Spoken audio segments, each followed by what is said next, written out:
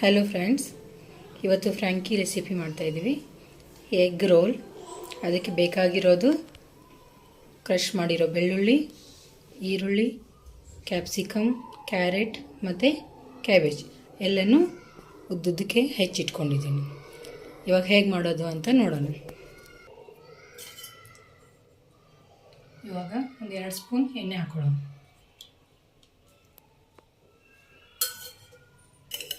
ಎಣ್ಣೆ ಕಾಯ್ದ್ಮೇಲೆ ಕ್ರಷ್ ಮಾಡಿರೋ ಬೆಳ್ಳುಳ್ಳಿ ಹಾಕೋಣ.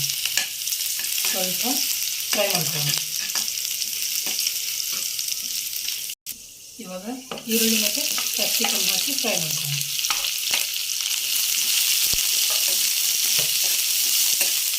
ಕ್ಯಾಬೇಜ್ ಮತ್ತು ಕ್ಯಾರೆಟ್ ಹಾಕೊಳ್ಳೋಣ.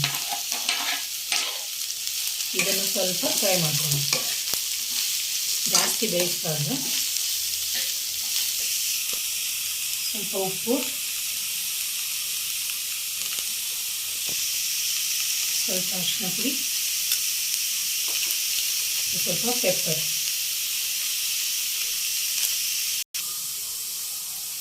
ಖಾರದ ಪುಡಿ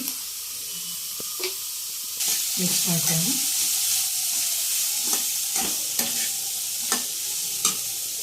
ಈಗ ಸ್ವಲ್ಪ ಸೋಯಾ ಸಾಸ್ ಆ್ಯಡ್ ಮಾಡೋಣ.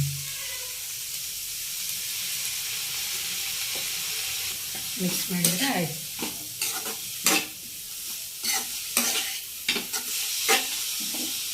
ಫ್ಲೇಮಲ್ಲಿಟ್ಟು ಸ್ವಲ್ಪ ಮಿಕ್ಸ್ ಮಾಡ್ಕೊಂಡು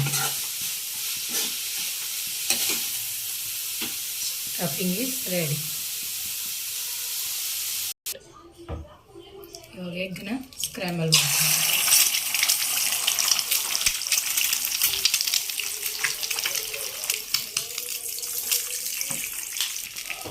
ಸ್ವಲ್ಪ ಉಪ್ಪು, ಪೆಪ್ಪರ್ ಪೌಡರ್ ನಿಮ್ಮ ರುಚಿಗೆ ಎಷ್ಟು ಬೇಕೋ ಅಷ್ಟು ಹಾಕೋದು. ಈ ಥರ ದೊಡ್ಡ ಪೀಸ್ ಇರಲಿ. ಎಗ್ ಸ್ಕ್ರ್ಯಾಂಬಲ್ ರೆಡಿ ಆಯಿತು. ಇದನ್ನು ಈಗ ನಾವು ಮೊದಲೇ ಮಾಡಿಟ್ಟಿದ್ವಲ್ಲ ಈ ಮಿಕ್ಸ್ ವೆಜ್ಜಿಗೆ ಸೇರಿಸ್ಕೊಳ್ಳೋಣ.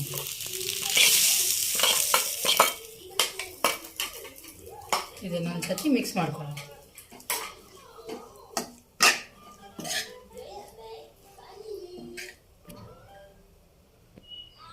ರೆಡಿ ಆಯಿತು ನೋಡಿ. ರೋಲ್ಗೋಸ್ಕರ ಒಂದು ಸಾಸ್ ರೆಡಿ ಮಾಡ್ಕೊಳ್ಳೋಣ. ಇದಕ್ಕೀಗ ಟೊಮೆಟೊ ಕೆಚಪ್ ಹಾಕಿದ್ದೀನಿ, ಮಯೋನೀಸ್, ಸ್ವಲ್ಪ ಖಾರ ಬೇಕು ಅಂದರೆ ಚಿಲ್ಲಿ ಸಾಸನ್ನು ಹಾಕೊಳ್ಳೋಣ. ಈಗ ಇದನ್ನು ಮಿಕ್ಸ್ ಮಾಡ್ಕೊಳ್ಳೋಣ.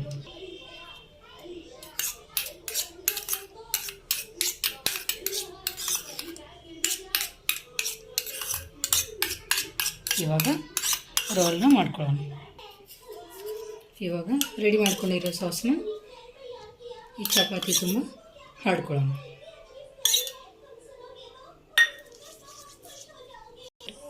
ಇವಾಗ ಈ ಸ್ಟಫಿಂಗ್ನ ರೋಲ್ ಒಳಗಡೆ ಹಾಕ್ಕೊಳ್ಳೋಣ. ಇದಕ್ಕೆ ನೂಡಲ್ಸ್ ಹಾಕ್ಕೊಂಡ್ರೆ ನಿಮಗೆ ಎಗ್ ನೂಡಲ್ಸ್ ರೆಡಿ ಆಗುತ್ತೆ.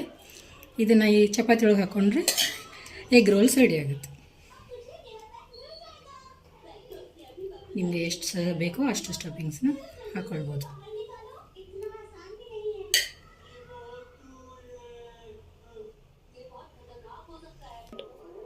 ಈಗ ಇದನ್ನು ರೋಲ್ ಮಾಡ್ಕೊಳ್ಳೋಣ. ಕೆಳಗಡೆ ಬೀಳದೇ ಇರೋ ಥರ ಒಂಚೂರು ಹೀಗೆ ಮಡ್ಚ್ಕೊಂಡು ನಿಧಾನಕ್ಕೆ ರೋಲ್ ಮಾಡಿಕೊಂಡ್ರೆ your egg frankie roll is ready to heat.